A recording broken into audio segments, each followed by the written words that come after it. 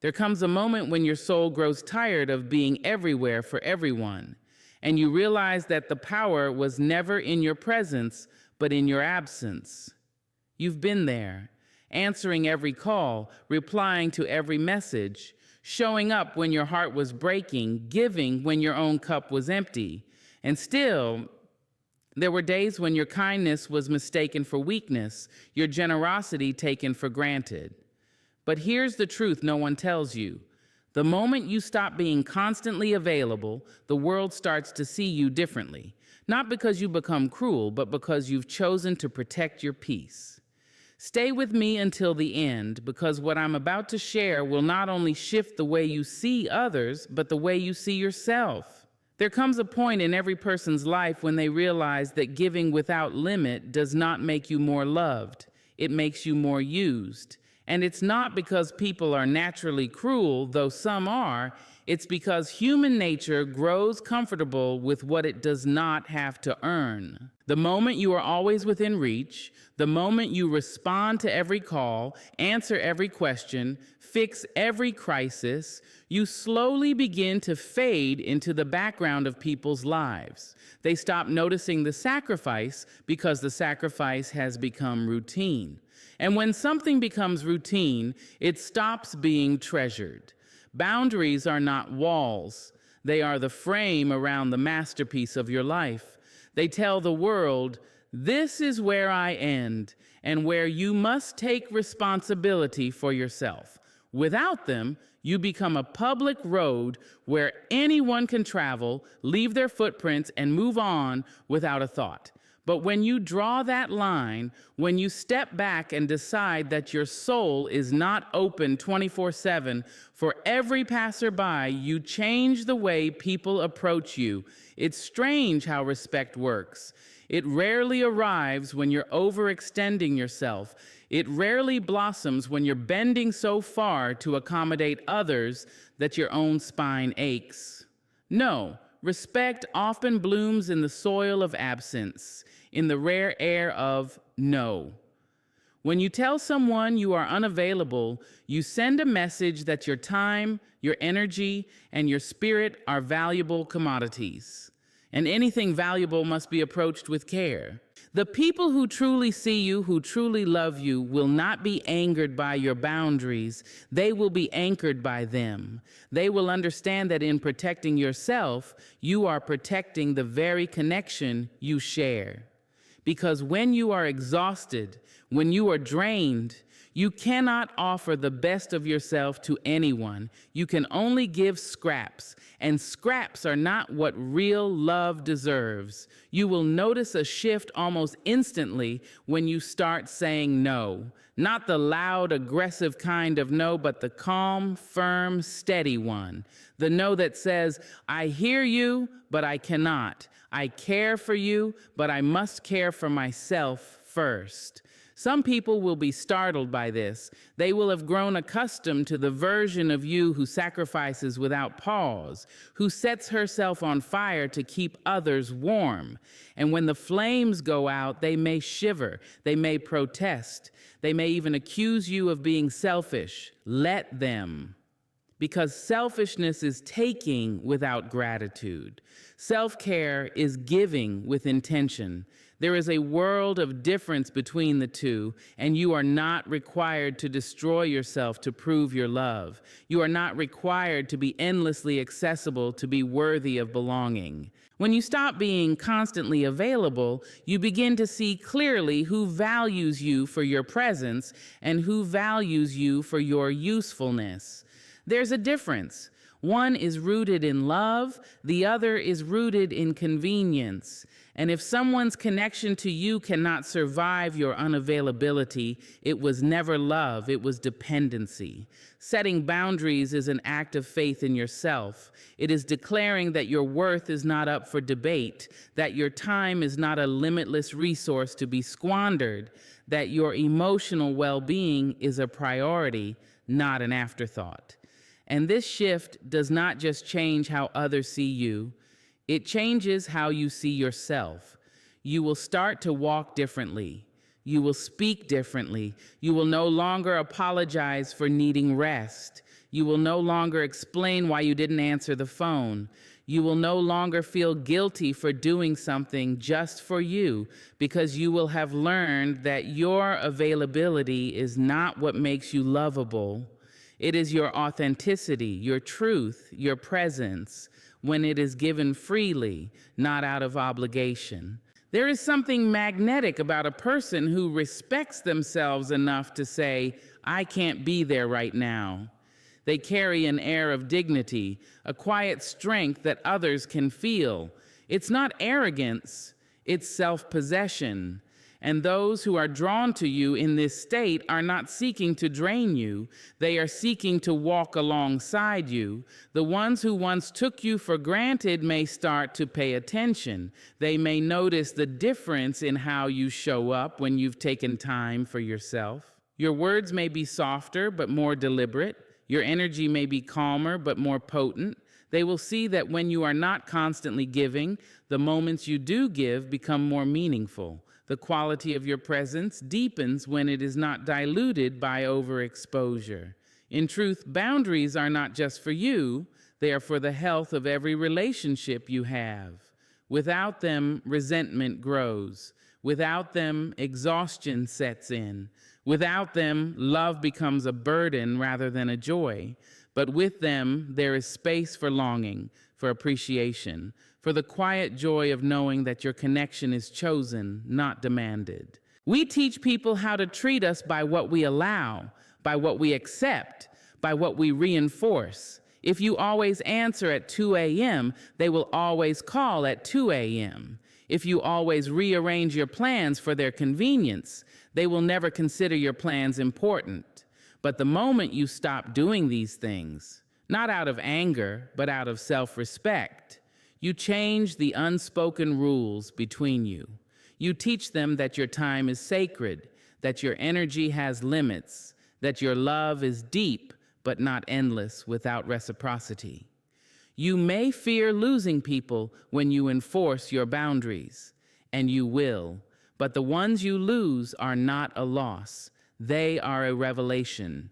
They reveal who was here for you and who was here for what you could do for them. It will hurt, yes, but it will also heal, because the space they leave will be filled with those who meet you with mutual respect, who understand the balance between giving and receiving, who see you not just as a source, but as a soul. There will be moments when you doubt yourself, when the old habit of overextending whispers that you are letting someone down, that you are failing as a friend, a partner, a parent, a colleague. But pause and ask yourself, what about you?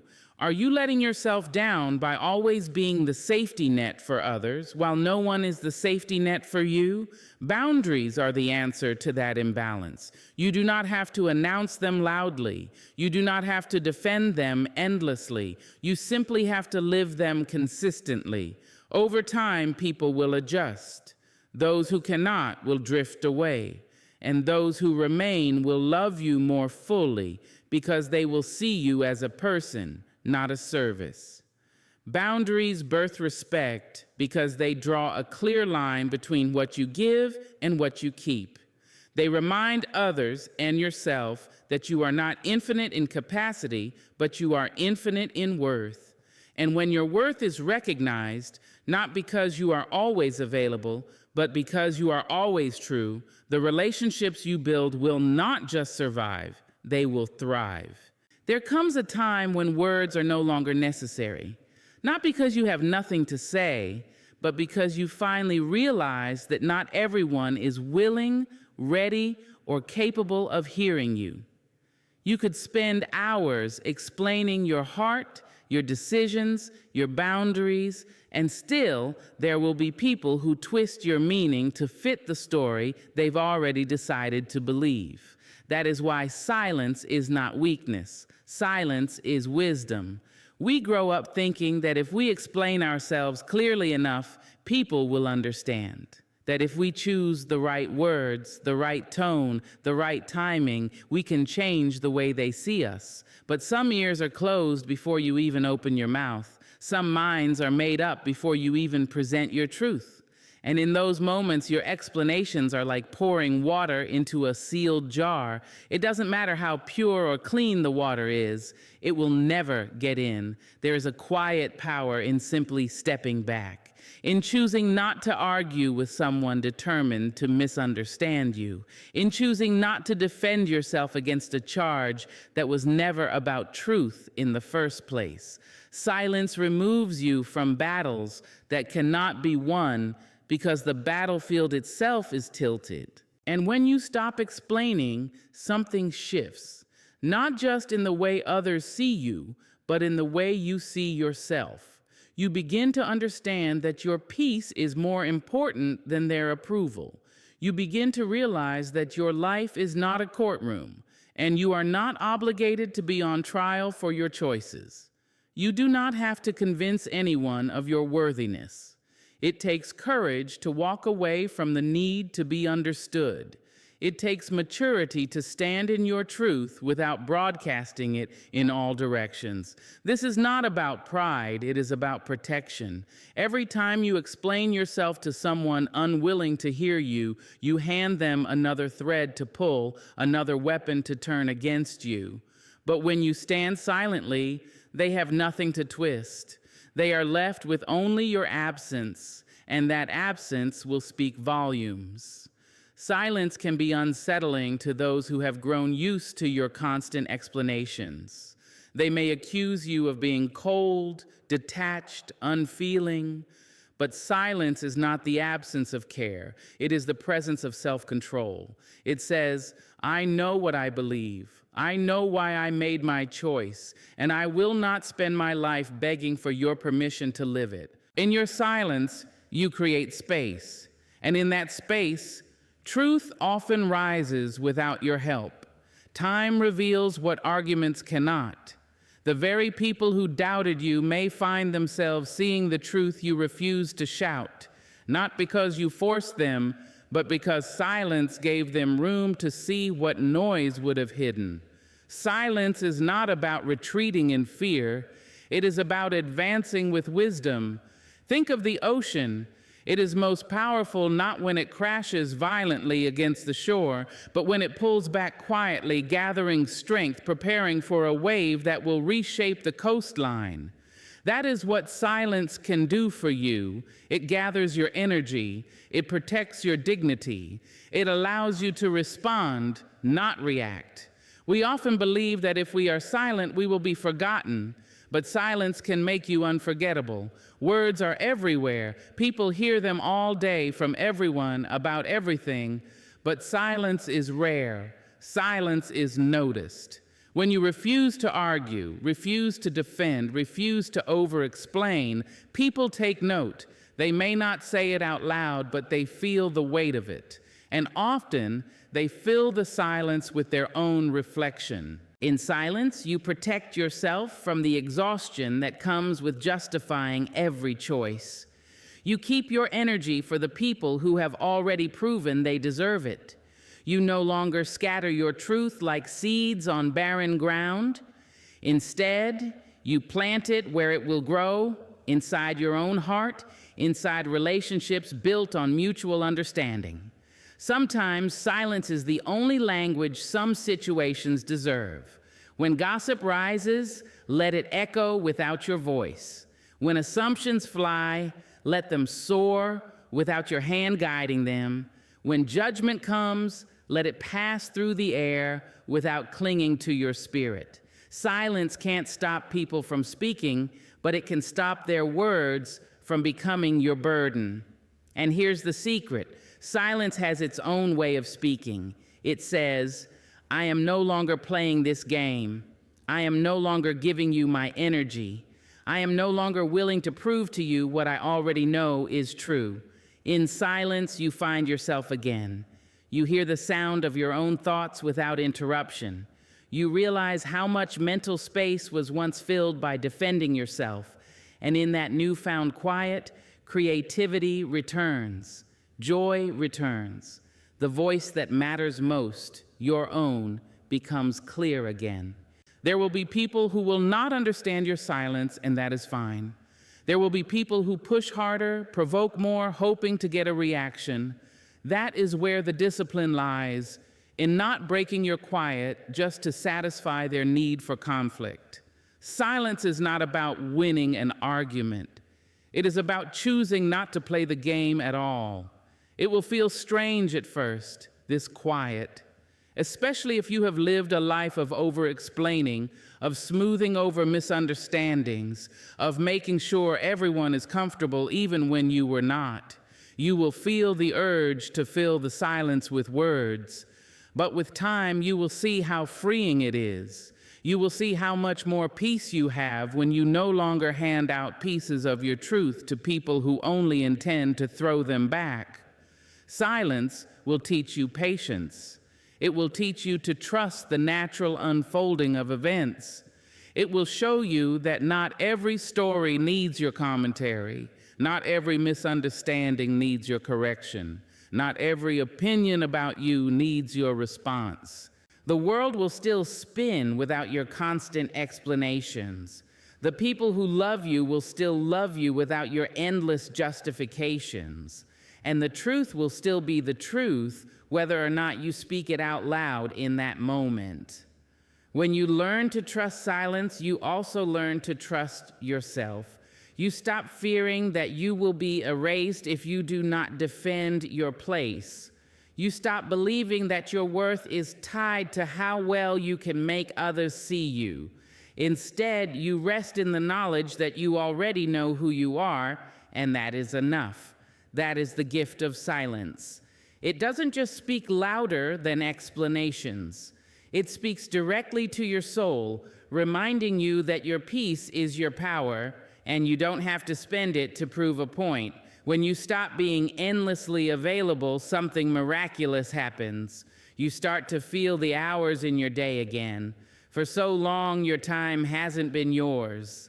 It's been stretched thin across other people's needs, stitched into the fabric of their schedules, poured into cups that never seemed to stay full. You've moved through life like a clock with no hands, constantly ticking but never really telling your own time. Then one day you make a change. You say no to a request. You let a call go unanswered. You decline an invitation that would have left you drained. And suddenly you find yourself with an empty space in your day. At first, it feels strange, almost uncomfortable. You're so used to being in motion that stillness feels like a mistake. But then, like the sun slowly breaking through a heavy sky, you realize you have just reclaimed a piece of your life. Time is the most precious thing you own, yet it's the easiest thing to give away without thinking. You hand it over in minutes, in hours, in days, not realizing how quickly it vanishes. And unlike money, unlike possessions, time will never return once it's spent. But when you step back from constant availability, time begins to return, not because the hours themselves come back, but because you stop letting them be stolen. You begin to notice mornings again. You make your coffee without rushing. You hear the sound of your own breath as you sit in quiet. You remember what it feels like to have a moment with no agenda, no one pulling at you, no clock running you down. That kind of time is not just measured in minutes, it's measured in presence. The more you protect your time, the more intentional you become with it. You stop cramming your schedule with obligations that have no real meaning to you. You stop saying yes just to avoid disappointing someone. You stop filling every gap with noise. And in that empty space, you discover things you thought you'd lost. The joy of reading without distraction, the peace of walking without hurrying, the simple pleasure of doing nothing at all and feeling no guilt about it. Time returning to you is not about having fewer responsibilities. It's about refusing to carry responsibilities that aren't yours. For years, you've carried the weight of other people's emergencies, other people's mistakes, other people's endless needs. And while helping others can be beautiful, it becomes destructive when it leaves you with no time for your own life. When you draw a line, when you tell someone, "I can't help you right now," You're not abandoning them. You're allowing them to stand on their own feet, and you're allowing yourself to stand on yours. There's a quiet transformation that happens when you start living in your own time. You stop feeling like life is racing past you. You stop living only in reaction to what others want. You start choosing how to spend your hours instead of letting them be chosen for you. You start to see that your time is your life. It's the canvas on which you paint your memories, your dreams, your rest, your growth. And if you give every brushstroke away, you'll have nothing left that truly belongs to you. When time returns to you, you notice how much of it you once wasted on people and situations that gave nothing back. You see how often you rushed for no reason, how often you rearranged your life for someone who would not have done the same for you. And while that realization can sting, it also heals, because now you know better. Now you know the value of your hours. You start to invest that time differently. You pour it into things that make your heart fuller, conversations that lift you up, work that inspires you, moments that strengthen you. You take back mornings for your own rituals, evenings for your own peace, weekends for your own joy. You stop letting guilt convince you that everyone else's schedule is more important than your own. And here's the beautiful thing. When time comes back to you, life slows down enough for you to truly live it. You notice the way sunlight hits the floor. You savor the taste of your food instead of swallowing it between tasks. You find space to listen, not just to others, but to yourself. You begin to hear the dreams you buried under layers of busyness. You begin to remember the things you once promised yourself you'd do when you had time. Well, now you have time, and the more you protect it, the richer it becomes. Because when you spend your hours with intention, even ordinary moments take on extraordinary meaning. A quiet cup of tea becomes a meditation. A short walk becomes a gift. An afternoon spent creating something becomes a celebration of being alive. It's not that you will never give your time to others again. You will and you should.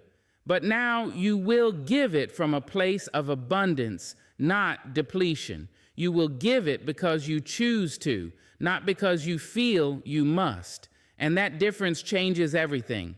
When you show up on your own terms, your presence is more alive, more engaged, more generous. You are not rushing through the moment. You are in it. Time returning to you is not just about minutes on a clock. It's about the return of yourself to yourself. It's about reclaiming the pieces of your life that you lost in the constant shuffle of demands. It's about remembering that you are allowed to have days that are yours alone, hours that no one else touches, moments that are not for public consumption. And as you begin to live this way, you'll notice something else.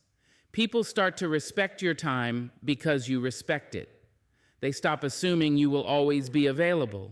They start asking instead of demanding. They begin to see that your hours are valuable and that being given a piece of your time is a privilege, not a guarantee. That is the quiet reward of stepping back. You not only reclaim your time, you teach others how to honor it too. When you stop being endlessly available, the truth begins to reveal itself in ways that words could never have shown you. Some people will feel your absence and reach for you, not because they need what you can give, but because they miss you. Others will vanish into silence, not because they are suddenly busy, but because without your constant giving, you are no longer useful to them. This is the part of the journey that is both beautiful and heartbreaking. It is the unveiling of who was leaning on you for support and who was leeching from you for survival. For years, you may not have noticed the difference. Both types will come to you in need.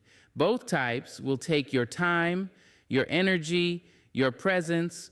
Both types will say they appreciate you. But leaners stand with you when you need them. They balance the weight. They remember the times you've carried them and offer their shoulder in return. Leechers, however, have no memory for your sacrifices. They only remember their own needs. The signs were always there, but your constant availability made it easy for them to hide. They didn't need to show you their loyalty because you never asked them to. You were always there before the test could come. And so, without knowing it, you built relationships that had no foundation, connections where the only glue was what you provided. When you step back, when you stop rushing in to fix and soothe and solve, you give people a chance to reveal who they truly are. Leaners will notice the change. They will check on you. They will ask if you're all right. They may even feel concerned that you've been distant, not because they miss your service, but because they miss your spirit. Their love for you exists even when you're not actively doing something for them. Leechers, on the other hand, will feel your absence as an inconvenience. They may grow impatient. They may guilt you, reminding you of all you've done before, as if it were an unpaid debt you still owe. They may even become cold or resentful because your new boundaries mean they have to face the weight of their own problems without leaning entirely on you. At first, this realization hurts. It cuts deeply to see people you've poured so much into walk away the moment you're not a constant source. But this is the gift disguised in the pain. It's clarity. It's the knowledge of who you can truly count on when life turns. Leaners and leechers look the same when the sun is shining, but storms reveal the difference. A leaner will brace themselves against you, helping to keep you steady as you keep them steady. A leecher will cling to you in panic, pulling you under in their desperation to save themselves. They are not malicious always. They are simply unprepared to carry any weight but their own. When you stop being always available, you force people to adapt. Those who value you will adjust, finding ways to maintain the bond without constant contact. They will respect your boundaries and work within them.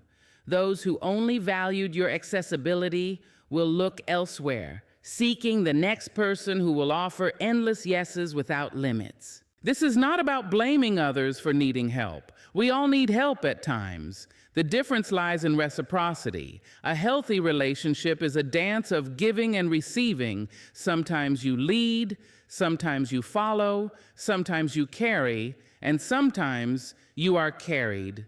But with leechers, you are always the one holding the weight. You become a pillar that cannot rest without the whole structure falling apart. That is not connection, it is captivity.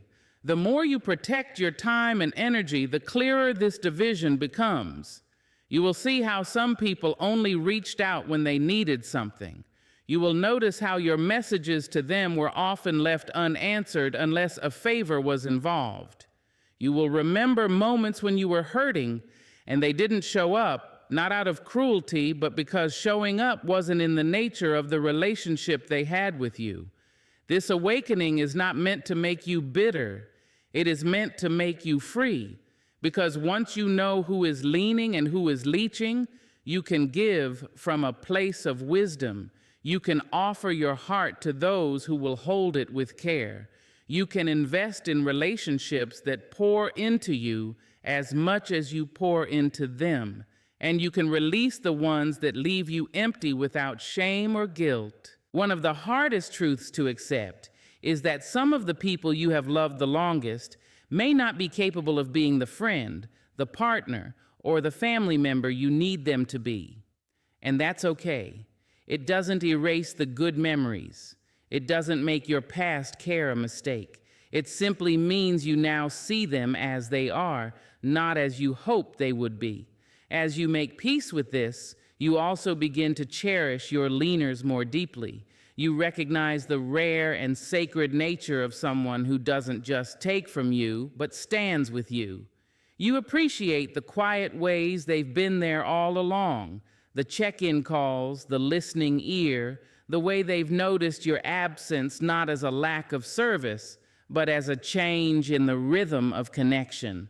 You begin to pour your energy into these people, not out of obligation, but out of gratitude. You learn to say yes to those who would say yes to you without hesitation. And you stop apologizing for saying no to those who would disappear the moment you needed them. This is the alchemy of boundaries. They turn confusion into clarity. They turn resentment into discernment. And they turn relationships into choices rather than defaults. You are no longer bound to people out of habit or guilt. You choose them because they choose you. You also start to notice a shift within yourself. You no longer feel the constant anxiety of maintaining every connection at the expense of your own well-being. You no longer dread the phone ringing or the message notification, fearing another request you cannot refuse. You stand taller in your own life, knowing you are surrounded not by those who drain you, but by those who can stand beside you in equal measure. And here's the most surprising part. You may even find compassion for the leechers. You see that their constant taking comes from a place of emptiness, of not having learned how to stand on their own. You may still help them from time to time, but it will be on your terms, with clear limits, and without sacrificing yourself. You no longer try to fill their bottomless cup with your own soul. In the end, the distance you create by not being constantly available becomes a filter. It filters out dependency disguised as friendship, need disguised as love, and obligation disguised as loyalty. What remains is something purer, stronger, and infinitely more nourishing. When you finally know who was leaning and who was leeching, you carry no more illusions. You walk lighter, surrounded by those who truly walk with you. And that is the kind of company worth keeping for the rest of your life. There is a certain kind of tiredness that sleep cannot touch. It's the exhaustion that comes from carrying too many people, too many problems, too many unspoken burdens for far too long. You can rest your body, but when your mind and spirit have been drained day after day, you wake up tired.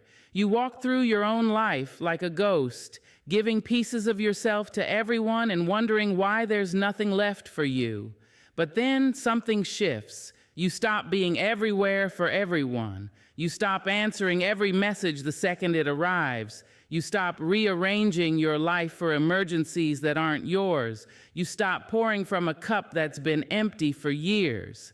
And slowly, quietly, you begin to notice something you didn't expect. Your energy begins to rise. At first, it's almost unnoticeable. You don't leap out of bed like in a movie, but you find yourself breathing more deeply. You realize you're not as tense in your shoulders. You catch yourself humming a little while you cook.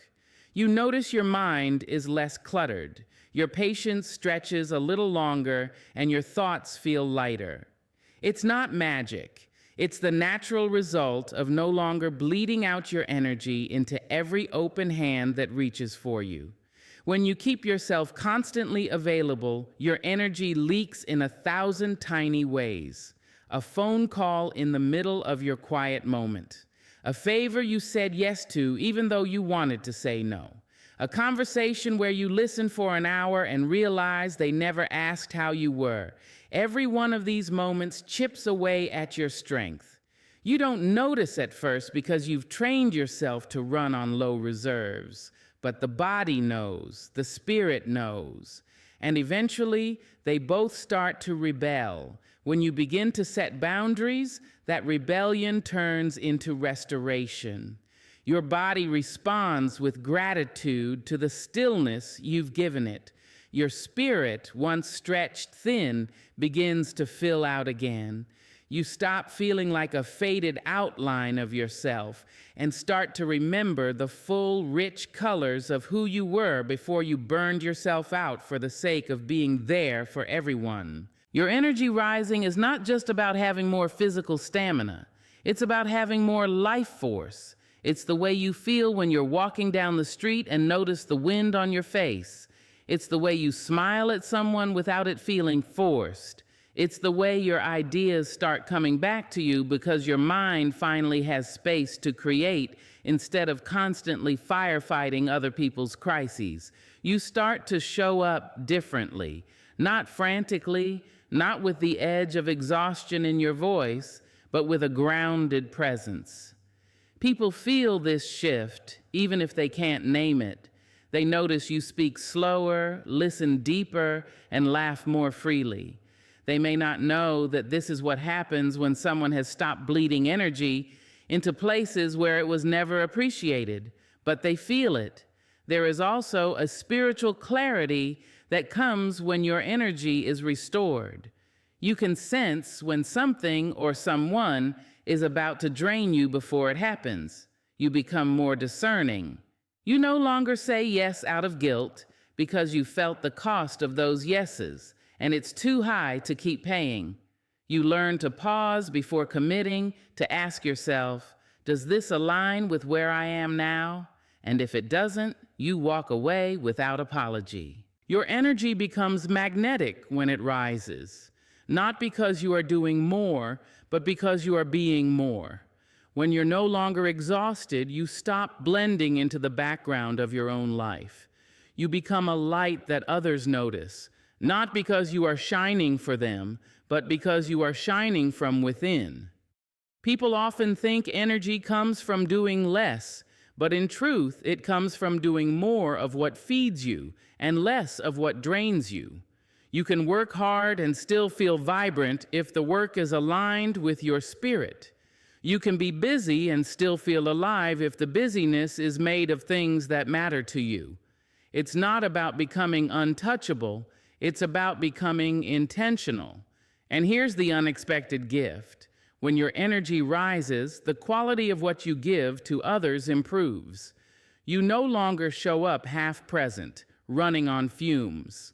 When you say yes, you mean it. When you help, you give from a place of fullness. People can feel the difference between the version of you that is stretched thin and the version of you that has chosen to protect your vitality. You also stop feeling resentful.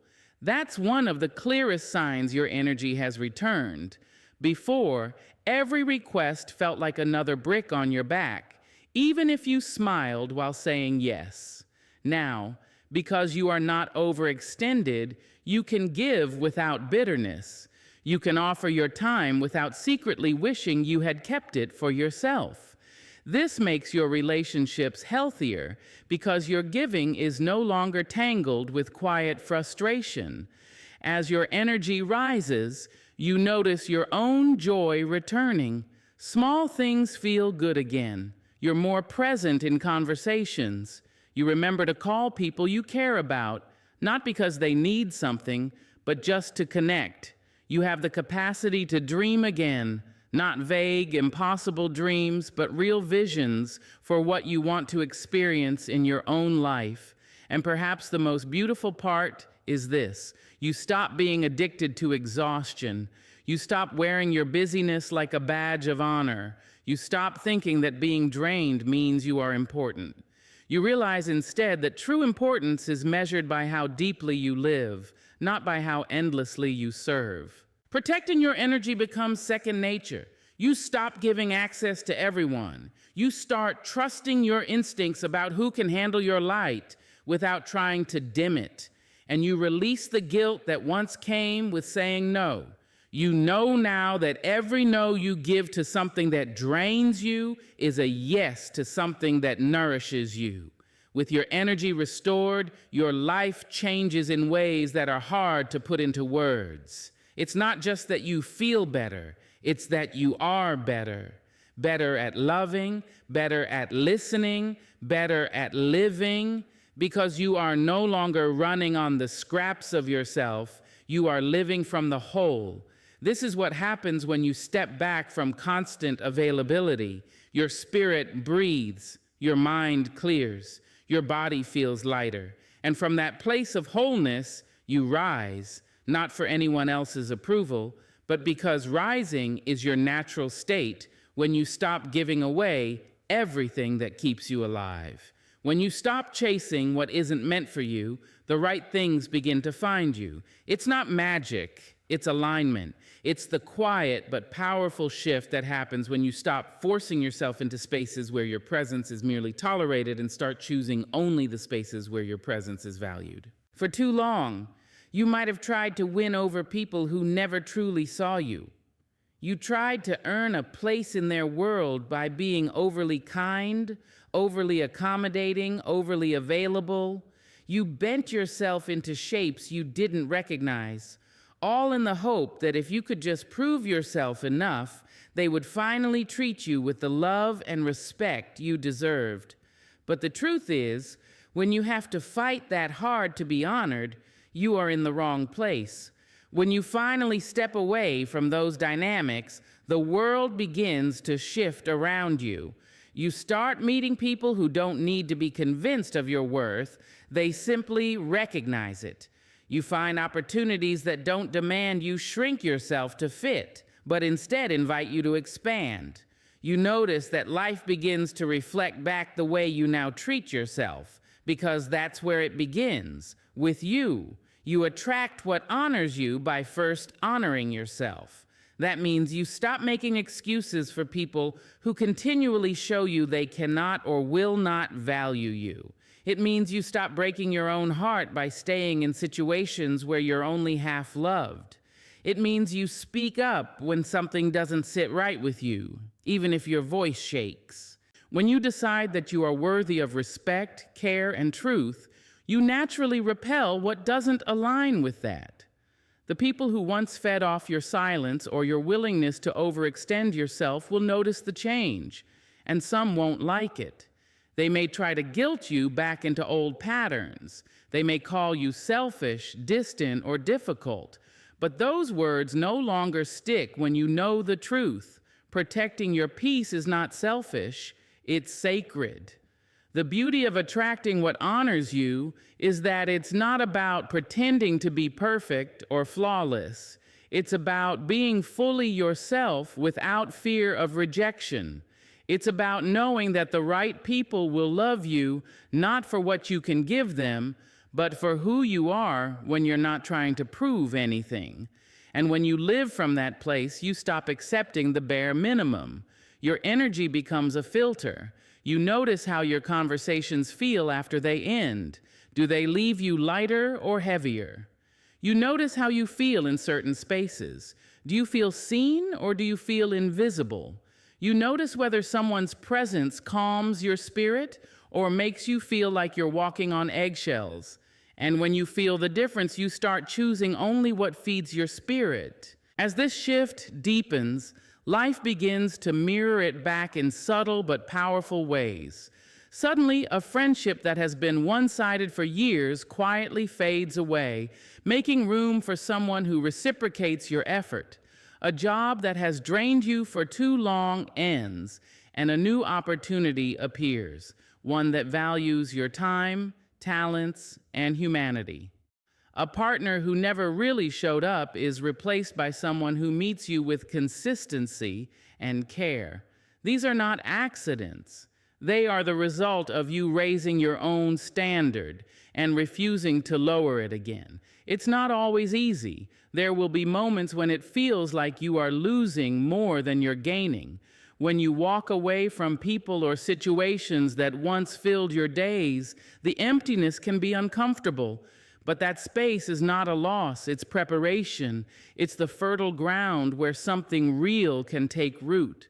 And you cannot grow the kind of relationships or opportunities that honor you if your life is still full of things that drain you.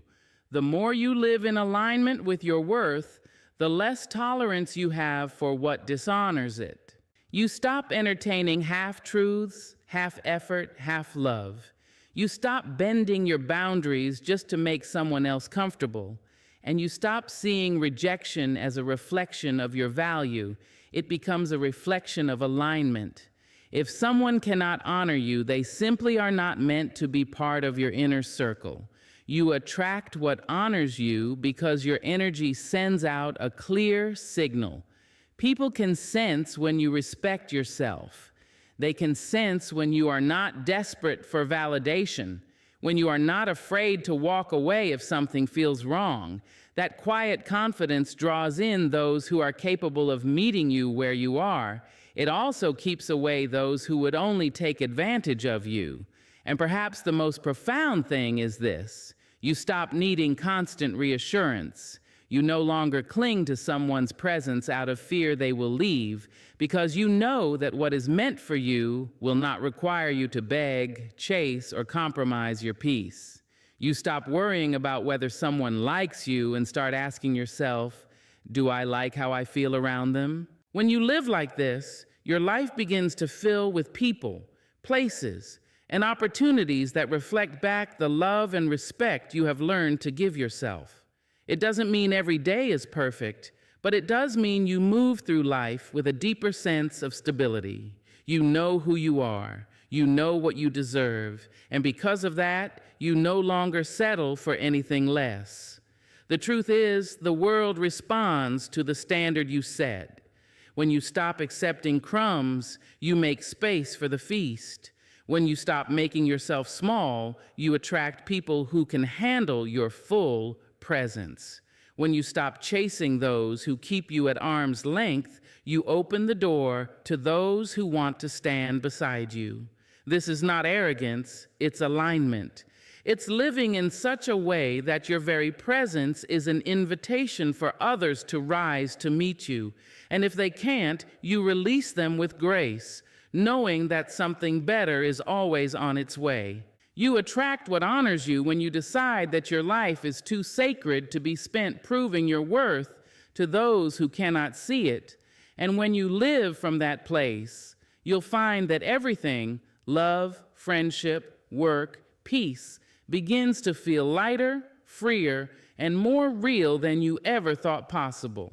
There comes a moment when something inside you shifts, not in a loud cinematic way, but in a quiet, undeniable click of truth. You finally see it. You finally understand. The people who mishandled you, overlooked you, or tried to diminish you were never a reflection of your worth. Their inability to see your value was not proof that it didn't exist. All it really meant was that they were not capable of recognizing what was right in front of them. You were always the prize. You just needed to remember. For so long, you may have lived as though your worth was a question waiting for someone else to answer. You might have bent yourself into uncomfortable shapes to please people who gave you crumbs in return. You may have chased approval like it was oxygen, waiting for someone's validation to make you feel like you belonged. You might have stayed in situations that hurt you simply because you were afraid that leaving would mean you were unwanted. And all along, you didn't realize that you were never supposed to convince anyone of your value. You were supposed to embody it. When this realization hits, it's both liberating and sobering. You begin to look back at the years you spent over-giving, over-apologizing, and over-explaining, and you see them for what they were. Not proof that you were unworthy, but proof that you hadn't yet recognized that you already carried the thing you were searching for. You were the rare thing, the treasure, the gift. You were the steady hand in the storm, the safe place, the loyal heart. And not everyone deserved to have access to that. This is where everything starts to change. You stop moving through life as if you are auditioning for acceptance. You stop trying to shrink yourself so others feel more comfortable. You stop agreeing to terms that strip away your joy just for the sake of keeping the peace. You realize that being the prize isn't about arrogance or superiority. It's about knowing the depth of what you bring into the world and refusing to let it be mishandled. People can sense when you know your worth. They can feel the way you carry yourself, not in an inflated, prideful way, but in the grounded, unshakable way of someone who knows they have nothing to prove. You stop chasing those who run from you. You stop begging for love that must be begged for. And in doing so, you create a gravitational pull that draws in people who value you without condition. The truth is, when you don't see yourself as the prize, You hand over your power. You end up in cycles where you are constantly auditioning for the role of being chosen, instead of realizing that the right people will choose you without you needing to perform. But when you reclaim that truth, that you are the one bringing the value, the kindness, the stability, the light, everything shifts. You stop worrying about whether someone will pick you and start asking yourself whether they are worthy of the seat at your table. You begin to move differently. You notice when someone's words don't match their actions and you quietly step back. You recognize when your kindness is being taken for granted, and you stop giving unlimited access to those who only show up when it benefits them. You no longer try to prove that you are lovable, you simply know that you are, and in that knowing, you become unshakable. There will still be people who try to treat you as though you are replaceable. Some will even attempt to diminish you when they sense that you no longer bend as easily. But this time, instead of feeling the sting of rejection, you see it for what it is: misalignment. Their inability to value you does not diminish you. It simply disqualifies them from having you. Not everyone is meant to hold something rare. You also start to see how much time you wasted worrying about whether you were enough. Enough for who? Enough for what? Enough according to whose standard? You were always enough and more than enough. You were the one bringing warmth into cold rooms, the one who could find beauty in broken places, the one who held hope when everyone else gave up. If someone couldn't see that, it was never because it wasn't there. It was because their vision was too limited to recognize it. This shift also brings a new kind of peace. You stop trying to control outcomes or force connections. You no longer chase after what walks away because you trust that anything truly meant for you will not require you to beg for its presence. And that trust makes you magnetic. You radiate a calm, grounded energy that tells the world, I know who I am. I know what I deserve. I will not settle for less. Being the prize doesn't mean you are perfect. It doesn't mean you never make mistakes or that you are above growth. It means you recognize your inherent worth even when you are still evolving. You understand that you are a work in progress and a masterpiece at the same time. And you protect yourself accordingly, not by building walls out of fear, but by building gates with discernment. When you carry yourself like the prize, you no longer measure your worth by how much you're needed, how much you give, or how well you can hold everything together. You measure it by the truth that even if you stripped away your titles, your achievements, your possessions, you would still have value simply because you exist. And that is the kind of worth no one can take from you. As you live in this truth, you notice your standards rising. The conversations you once tolerated feel empty now. The relationships you once clung to feel too heavy to carry. You'd rather have fewer people in your life than fill your days with those who only pretend to care. You'd rather wait for what's real than settle for what's convenient. You'd rather protect your energy than spend it trying to convince someone to treat you with the respect you deserve. And here's the thing, when you finally know you're the prize, you stop fearing loss. You stop thinking that if someone leaves, it's the end of something irreplaceable. You understand that your value does not decrease just because someone failed to see it. You know that the right people will never require you to diminish yourself to be loved. And you also know that losing what doesn't honor you isn't a loss. It's a clearing for something better. This awareness seeps into every part of your life.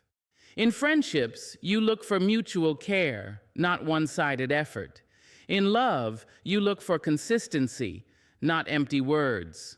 In work, you look for environments that value your contribution, not places that exploit your dedication. And in your own relationship with yourself, you stop being your own harshest critic and start being your most loyal advocate. You begin to walk differently, shoulders back, head high, not in arrogance, but in quiet certainty. You speak differently. Your words carry the weight of someone who knows they are not asking for too much. They are simply asking for what is fair. You choose differently. You no longer take the first offer, the bare minimum, or the half-hearted attempt. You hold out for the thing that honors you fully. There's a freedom in this way of living. It's the freedom of knowing you don't have to chase what is already yours. You don't have to prove your worth to those who are blind to it. You don't have to bargain with your dignity just to keep someone in your life. You can walk away with grace because you know that you were always the blessing in the equation. And maybe that's the most beautiful part. You realize that even when others failed to honor you, you were still the one who brought the light, the love, the stability. You were the safe place, the constant, the one who gave without keeping score. You were the rare thing they didn't know how to hold. And now instead of mourning that, you wear it like a crown. Because once you know you are the prize, you stop playing small. You stop letting fear make your choices. You stop settling for less than what you give. You live like someone who understands that their very presence is a gift, and you give it only to those who can receive it with the care it deserves. When you stop being available, you stop begging for a seat at tables that were never built for you. You become the table. You become the feast. You become the invitation. And those who come to you now come because they know you are worth the journey.